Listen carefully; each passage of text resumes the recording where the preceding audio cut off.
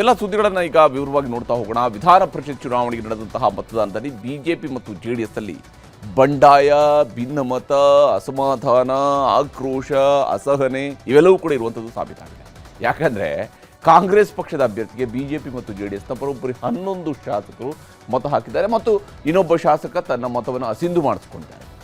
ಪರಿಷತ್ ಚುನಾವಣೆಯ ಬಗ್ಗೆ, ಮತದಾನದ ಬಗ್ಗೆ ಬಿಜೆಪಿಯವರು ಟ್ರೈನಿಂಗ್ ಕೂಡ ಕೊಟ್ಟಿದ್ದರು. ಹಾಗಿದ್ರೂ ಬಿಜೆಪಿಯ ಒಬ್ಬ ಶಾಸಕರ ವೋಟು ರಿಜೆಕ್ಟ್ ಆಗುವಂತೆ ಮಾಡ್ಕೊಂಡಿದ್ದಾರೆ. ಮುಖ್ಯಮಂತ್ರಿ ಆಗ್ತಾ ಇದ್ದಂತೆಯೇ ಡಿ.ಕೆ. ಶಿವಕುಮಾರ್ ಬಿಜೆಪಿ ಮತ್ತು ಜೆಡಿಎಸ್ ಶಾಸಕರನ್ನು ಟಾರ್ಗೆಟ್ ಮಾಡಿದರು. ಸಿಎಂ ಆದ ದಿನವೇ ಕನಕಪುರದ ರೋಡ್ ಶೋ ವೇಳೆಯಲ್ಲಿ ಬಿಜೆಪಿ ಮತ್ತು ಜೆಡಿಎಸ್ನವರಿಗೆ ನನ್ನ ಮನೆ ಬಾಗಿಲು ತೆರೆದಿರುತ್ತೆ, ಯಾವಾಗ ಬೇಕಿದ್ರೂ ಬರಬಹುದು ಅಂತ ಹೇಳಿದರು. ಇವತ್ತು ನಡೆದ ವಿಧಾನ ಪರಿಷತ್ ಚುನಾವಣೆಯಲ್ಲಿ ಡಿ.ಕೆ. ಶಿವಕುಮಾರ್ ಅವರು ಆಡಿದ ಮಾತು ನಿಜವಾಗಿದೆ. ಬಿಜೆಪಿ ಮತ್ತು ಜೆಡಿಎಸ್ ನಾಯಕರು ಎಷ್ಟೇ ಪ್ರಯತ್ನ ಪಟ್ಟರೂ ಅಡ್ಡ ಮತದಾನವನ್ನು ತಪ್ಪಿಸೋದಕ್ಕೆ ಆಗಿಲ್ಲ. ವಿಧಾನ ಪರಿಷತ್ ಎಲೆಕ್ಷನ್ನಲ್ಲಿ ಕಾಂಗ್ರೆಸ್ಗೆ ಕಮಲದಳದ 11 ಶಾಸಕರು ಮತ ಹಾಕಿದ್ದಾರೆ. ಜೊತೆಗೆ ಬಿಜೆಪಿಯ ಒಬ್ಬ ಶಾಸಕರ ಮತ ಅಸಿಂಧುವಾಗಿದೆ. ಅಲ್ಲಿಗೆ ಕಾಂಗ್ರೆಸ್ಗೆ ವಿರೋಧ ಪಕ್ಷದ 12 ಜನ ಶಾಸಕರು ಬೆಂಬಲ ಕೊಟ್ಟಂತಾಗಿದ್ದು, ಕಾಂಗ್ರೆಸ್ನ 5 ಅಭ್ಯರ್ಥಿಗಳು ನಿರೀಕ್ಷೆಗೂ ಮೀರಿದ ಲೀಡ್ನೊಂದಿಗೆ ಗೆಲುವು ಸಾಧಿಸಿದ್ದಾರೆ. ಕಾಂಗ್ರೆಸ್ಗೆ ಈಗ ಪಂಚ ಗೆಲುವು.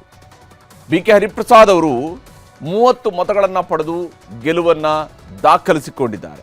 ಹಾಗೆಯೇ ಬಿ.ಎಸ್. ಶಿವಣ್ಣ 30 ಮತಗಳನ್ನು ಪಡೆದು ಗೆದ್ದಿದ್ದಾರೆ. ತಿಪ್ಪಣ್ಣಪ್ಪ ಕಮಕನೂರ್ 30 ಮತಗಳನ್ನು ಪಡೆದು ಜಯ ಸಾಧಿಸಿದ್ದಾರೆ. ಪಿ.ವಿ. ಮೋಹನ್ ಅವರಿಗೆ 29 ಮತಗಳು ಸಿಕ್ಕಿವೆ. ವಿನಯ್ ಕಾರ್ತಿಕ್ ಬರೋಬ್ಬರಿ 32 ಮತಗಳಿಂದ ಗೆದ್ದಿದ್ದಾರೆ. ಅವರು 5ನೇ ಅಭ್ಯರ್ಥಿ. ಅಲ್ಲಿಗೆ ಕಾಂಗ್ರೆಸ್ 5ಕ್ಕೆ 5 ಸ್ಥಾನಗಳನ್ನು ಗೆದ್ದುಕೊಂಡಿದೆ. ಕೈಯ ಕಾಂಗ್ರೆಸ್ನವರ ಸಿಂಬಲ್ ಇರುವಂಥದ್ದು ಹಸ್ತ, ಆ ಹಸ್ತದ 5 ಬೆರಳುಗಳ ರೀತಿಯಲ್ಲಿ 5ಕ್ಕೆ 5 ಸೀಟ್ಗಳು ಕೂಡ ಈಗ ಬಂದಾಗಿದೆ. ಜೆಡಿಎಸ್ ಇಂದನೂ ಆಗಿದೆ, ಬಿಜೆಪಿಯಿಂದನೂ ಆಗಿದೆ. ಅದಿನ್ನೂ ಅದೆಲ್ಲ ಲೆಕ್ಕ ಅವರೇ ಕೊಡಬೇಕು. ಬಟ್ ಬಿಜೆಪಿ ಕೂಡ ಪಾರ್ಟಿ ವಿತ್ ಡಿಫರೆನ್ಸ್ ಕೂಡ ಅವರು ಕ್ರಾಸ್ ಔಟ್ ಮಾಡಿದ್ದಾರೆ, ದಳದವರು ಕ್ರಾಸ್ ಔಟ್ ಮಾಡಿದ್ದಾರೆ. ನಮ್ಮ 5 ಅಭ್ಯರ್ಥಿಗಳು ನಾವು ಗೆದ್ದಿದ್ದೀವಿ. ಎಲ್ಲರೂ ಮೋಸ್ಟ್ಲಿ ಗೌರ್ಮೆಂಟ್ಗೆ ಸಪೋರ್ಟ್ ಮಾಡಬೇಕು ಅಂತ ಎಲ್ಲರೂ ಸೇರ್ ಹಾಕಿದ್ದಾರೆ. ಎಷ್ಟು ವೋಟ್ ಬಂತು ನಿಮಗೆ? ಎಷ್ಟು ನಿರೀಕ್ಷೆ ಇತ್ತು? ನಿರೀಕ್ಷೆಗಿಂತ ಹೆಚ್ಚು ಬಂದಿದೆ. ನಿರೀಕ್ಷೆ ಎಷ್ಟಿತ್ತು ಸರ್? ನಿರೀಕ್ಷೆ 28 ಬರುತ್ತೆ ಅಂತ ಅಂದ್ಕೊಂಡಿದ್ದು. ನಮ್ಮ ಇದು ಸೇರಿ ಯಾವುದು ನಮ್ಮ ಎರಡನೇ ಪ್ರಶಸ್ತಿ ಸೇರಿ, ಬಟ್ ಇವಾಗ 32 ಬಂದಿದೆ. ಅಂದರೆ 2 ಪಕ್ಷದಿಂದ ನಿಮಗೆ ಬೆಂಬಲ ಕೊಟ್ಟಿದ್ದಾರೆ. ಇನ್ನು ಕಾಂಗ್ರೆಸ್ನ 5 ಅಭ್ಯರ್ಥಿಗಳ ಜೊತೆಗೆ ಬಿಜೆಪಿಯ 2 ಅಭ್ಯರ್ಥಿಗಳು ಗೆದ್ದಿದ್ದಾರೆ. ಆದರೆ ಬಿಜೆಪಿಯ ಲಿಂಗರಾಜ್ ಅವ್ರ ಪಾಟೀಲ್ರಿಗೆ ಅಗತ್ಯ ಇರಬೇಕಾಗಿದ್ದಂತಹ 28 ಮತಗಳಿಂದ 1 ಕಡಿಮೆ ಅಂಕ ಬಂದಿದೆ. ಜೆಡಿಎಸ್ ಅಭ್ಯರ್ಥಿ ಗೋವಿಂದರಾಜ್ ಹೀನಾಯವಾಗಿ ಸೋಲನ್ನು ಕಂಡಿದ್ದಾರೆ, ಕೇವಲ 14 ಮತಗಳೊಂದಿಗೆ. ಕಮಲದಳದ ಸೋಲು ಗೆಲುವನ್ನು ನಾವೀಗ ಗಮನಿಸಬೇಕು. ರಘು ಕೌಟಿಲ್ಯ ಅವರಿಗೆ 30 ಮತಗಳು ಅಲಾಟ್ ಆಗಿದ್ವು, ಅವರಿಗೆ ಬಂದಂಥದ್ದು 29 ಮತಗಳು ಮಾತ್ರ. ಅವರಿಗೆ ಬರಬೇಕಾಗಿದ್ದಂತಹ 1 ಮತ ಅಸಿಂಧುಗೊಂಡಿದೆ. ಲಿಂಗರಾಜ್ ಪಾಟೀಲ್ರವರಿಗೆ ಕೇವಲ 27 ಮತಗಳು ಮಾತ್ರ ಬಂದಿದ್ದಾವೆ. ಅವರು ಗೆದ್ದಿದ್ದಾರೆ ನಿಜ, ಆದರೆ 3 ವೋಟ್ಗಳು ಅವರ ಕೈ ತಪ್ಪಿ ಹೋಗಿವೆ. ಇದರ ಅಧಿಕೃತವಾಗಿ ವಿರೋಧ ಪಕ್ಷದ ನಾಯಕರಿಗೆ ಕನ್ಫರ್ಮ್ ಮಾಡ್ತಾ ಇದ್ದಾರೆ. ಇನ್ನು ಗೋವಿಂದರಾಜ್ ಅವರಿಗೆ ಆ್ಯಕ್ಚುಲಿ 22 ಮತಗಳು ಬರಬೇಕಾಗಿತ್ತು, ಅವರಿಗೆ ಬಂದಿರುವಂಥದ್ದು ಕೇವಲ 14 ಮತಗಳು ಮಾತ್ರ. 14 ಮತಗಳು ಬರೋದ್ರ ಮೂಲಕ ಅವರ ಪಕ್ಷದ 18 ಶಾಸಕರು ಕೂಡ ಅವರಿಗೆ ವೋಟ್ ಹಾಕಿಲ್ಲ. ಈ ಬಾರಿಯ ವಿಧಾನ ಪರಿಷತ್ ಚುನಾವಣೆಯಲ್ಲಿ ಅಡ್ಡ ಮತದಾನ ಆಗೋದಿಲ್ಲ ಅನ್ನುವಂಥ ವಿಶ್ವಾಸದಲ್ಲಿ ಬಿಜೆಪಿ ಮತ್ತು ಜೆಡಿಎಸ್ ನಾಯಕರಿದ್ದರು.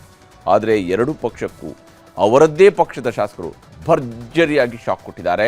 ಕಾಂಗ್ರೆಸ್ಗೆ ಜೈಕಾರವನ್ನು ಹಾಕಿದ್ದಾರೆ. ಕಾಂಗ್ರೆಸ್ನ ವೋಟ್ ಲೆಕ್ಕಾಚಾರವನ್ನು ನಾವು ಗಮನಿಸಬೇಕು. ಕಾಂಗ್ರೆಸ್ಗೆ ಇದ್ದಂತಹ ಒಟ್ಟು ಮತಗಳು ಇವತ್ತು ಬೆಳಗ್ಗೆ 9 ಗಂಟೆಗಿಂತ ಮುಂಚಿತವಾಗಿ ಅವರ ಜೊತೆಗಿದ್ದಂಥ ಅಧಿಕೃತವಾಗಿದ್ದಂತಹ ಮತಗಳು ಇವು 135. ಅವರ ಶಾಸಕರು 3 ಮಂದಿ, ಅವರ ಜೊತೆಗೆ ಇರತಕ್ಕಂತಹ ಪಕ್ಷೇತರ ಶಾಸಕರು ಹಾಗೂ 2 ಬಿಜೆಪಿಯಿಂದ ಉಚ್ಚಾಟಿತಗೊಂಡು ಕಾಂಗ್ರೆಸ್ನವರ ಜೊತೆಗೆ ಓಡಾಡ್ತಾ ಇರುವಂತಹ ಶಾಸಕರು, ಇವರೆಲ್ಲರೂ ಕೂಡ ಸೇರಿದಾಗ ಒಟ್ಟು 140 ಮತಗಳು ಇವತ್ತು ಬೆಳಗ್ಗೆ 9 ಗಂಟೆಯವರೆಗೆ, ಅಂದರೆ ಮತದಾನ ಪೂರ್ವದಲ್ಲಿ ಅವರ ಹತ್ರ ಇದ್ದಂತಹ ಮತಗಳು. ಮತದಾನ ಮುಗಿದ ಮೇಲೆ ಅವರಿಗೆ ಬಂದಂತಹ ಮತಗಳು, ಕಾಂಗ್ರೆಸ್ ಪಡೆದಿರುವಂತಹ ಒಟ್ಟು ಮತಗಳು 151 ಮತಗಳು, 151 ವೋಟ್ಗಳು. ಕಾಂಗ್ರೆಸ್ನ 5 ಅಭ್ಯರ್ಥಿಗಳು ಸೇರಿ ಗಳಿಸಿರ್ತಕ್ಕಂತಹ ಒಟ್ಟು ಶಾಸಕರ ಬೆಂಬಲ 151 ಶಾಸಕರ ಬೆಂಬಲವನ್ನು ಪಡ್ಕೊಂಡಿದ್ದಾರೆ. ಕಾಂಗ್ರೆಸ್ಗೆ ಹೆಚ್ಚುವರಿಯಾಗಿ ಸಿಕ್ಕಿರುವಂಥದ್ದು 11 ಮತಗಳು. 11 ಮತಗಳು ಕಾಂಗ್ರೆಸ್ಗೆ ಹೆಚ್ಚುವರಿಯಾಗಿ ರಾಜ್ಯದಲ್ಲಿ ಸಿಕ್ಕಿದ್ದಾವೆ ಮತ್ತು 1 ಮತ ಅಸಿಂಧು ಅಂತೇಳಿ ಘೋಷಣೆಯಾಗಿದೆ. ಅಲ್ಲಿಗೆ ಒಟ್ಟು 152 ಮತಗಳಾಯಿತು. 12 ಮತಗಳು ಕ್ರಾಸ್ ವೋಟ್ ಆಗಿರುವಂಥದ್ದು ಸ್ಪಷ್ಟ ಇದೆ. ಬಿಜೆಪಿಯ ವೋಟ್ ಲೆಕ್ಕಾಚಾರವನ್ನು ನೋಡಬೇಕು. ಬಿಜೆಪಿಯವರ ಬಳಿಯಲ್ಲಿದ್ದಂಥದ್ದು 62 ಶಾಸಕರು, ಅವರು ಆಲ್ರೆಡಿ ತಮ್ಮ 3 ಶಾಸಕರನ್ನು ಉಚ್ಚಾಟನೆ ಮಾಡ್ಕೊಂಡಿದ್ರು. 62 ಶಾಸಕರು ಅವರ ಬಳಿಯಲ್ಲಿದ್ದರು. ಆ ಉಚ್ಚಾಟನೆ ಮಾಡಿರ್ತಕ್ಕಂತಹ ಶಾಸಕರಲ್ಲಿ ಬಸನಗೌಡ ಪಾಟೀಲರು BJPಯವರ ಜೊತೆಗೇ ಓಡಾಡ್ತಾ ಇದ್ರು.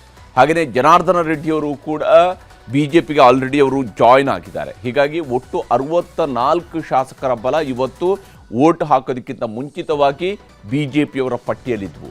ಆದರೆ BJP ಪಡೆದಿರ್ತಕ್ಕಂಥ ಸ್ವಂತ ಬಲದಲ್ಲಿ ಸ್ವಂತ ಅವರ ಪಕ್ಷದ ಅಭ್ಯರ್ಥಿಗಳಿಗೆ ಅವರು ಪಡ್ಕೊಂಡಿರ್ತಕ್ಕಂಥ ವೋಟ್ಗಳು ಕೇವಲ 56 ಮತಗಳು.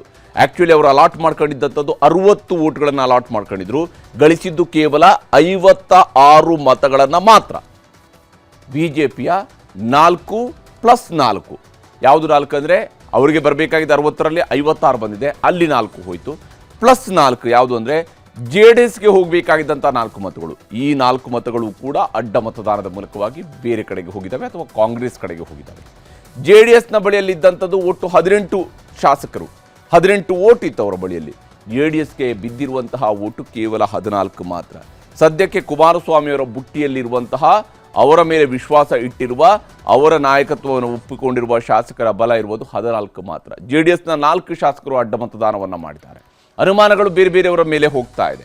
ಆದರೆ ಅಧಿಕೃತವಾಗಿ ಈಗ ಯಾರ ಸ್ಥಾನ ಎಷ್ಟು ಅನ್ನೋದು ಗೊತ್ತಾಗ್ತಿದೆ.